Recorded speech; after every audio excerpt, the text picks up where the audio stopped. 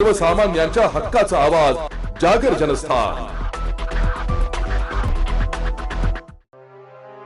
उपनगर पोलीस ठाण्या हद्दीतील जय भवानी रोड येथे वर्चस्व वादातून मध्यरात्रीच्या सुमारास एकमेकांवर बंदुकीने फायरिंग करण्यात आली आहे। या प्रकरणी पोलिसांना स्थानिकांनी संपर्क केला असता घटनास्थळी पोलीस उपायुक्त मोनिका राऊत, सहाय्यक पोलीस आयुक्त सचिन बारी, उपनगर पोलीस ठाण्याचे वरिष्ठ पोलीस निरीक्षक जयंत शिरसाट व गुन्हेशोध पथकाच्या कर्मचाऱ्यांनी धाव घेतली आहे।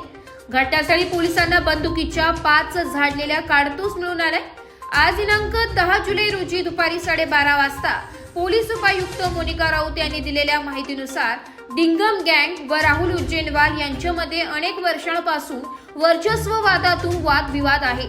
याच कारणाने यांच्यात एकमेकांवर बंदुकीने फायरिंग करण्यात आली। यात कोणालाही दुखापत झाली नसली तरीही राहुल उज्जैनवाल याचे वकीलपत्र घेणाऱ्या ॲडव्होकेट जसलीन चहल यांच्या घरावर दगडफेक आणि दारूच्या बाटल्या फेकण्यात आल्या। 3 आरोपींना पोलिसांनी ताब्यात घेतले असून इतर आरोपींचा शोध सुरू आहे।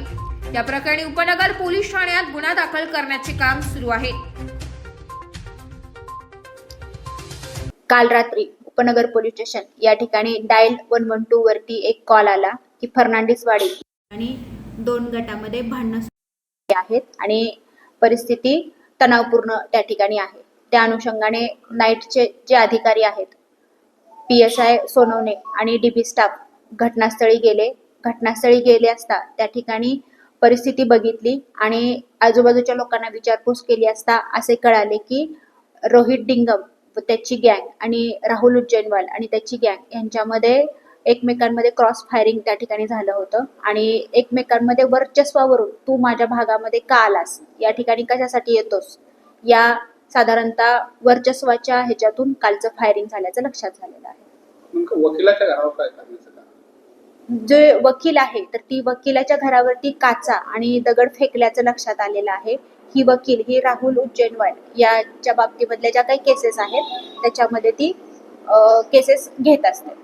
किती राऊंड फायर झाले, किती लोकांना ताब्यात घेतले? सुरुवातीला 5 राऊंड फायर झाल्याचं लक्षात आलेलं आहे। त्याचे रिकामे काडतूस मिळून आलेले आहेत आणि आता सध्या 3 संशयित ताब्यात आहेत, त्यांच्याकडे चौकशी चालू आहे।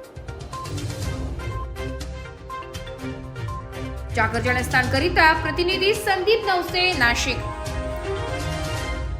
नाशिककरांसाठी जाहीर आवाहन। पावसाळ्यात अतिसार, गॅस्ट्रो, कॉलरा यांसारखे दूषित पाण्यामुळे होणारे आजार होऊ नयेत म्हणून उघड्यावरील अन्नपदार्थ व कापलेली फळे खाऊ नका। पिण्याचे पाणी गाळून 10 मिनिटे उकळून प्या। जेवणापूर्वी व बाळास भरवण्यापूर्वी हात स्वच्छ धुवा। ताक, शहाळ्याचे पाणी, डाळीचे पाणी भरपूर प्रमाणात प्या आणि ताज्या अन्नपदार्थांचे सेवन करा। रोगाची लागण झाल्यास त्वरित डॉक्टरांचा सल्ला घ्या। स्वच्छता पाळा, रोग टाळा। सार्वजनिक आरोग्य विभाग, मनपा नाशिक द्वारे जनहितार्थ प्रसारित।